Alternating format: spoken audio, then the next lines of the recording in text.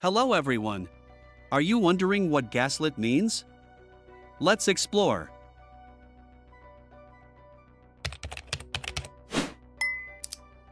Gaslit refers to being manipulated into questioning your own reality, memories, or perceptions, often by someone who is trying to control or deceive you. The term comes from the psychological manipulation tactic known as gaslighting, where the manipulator gradually makes the victim doubt their own understanding of events, leading them to feel confused, insecure, or mentally unstable.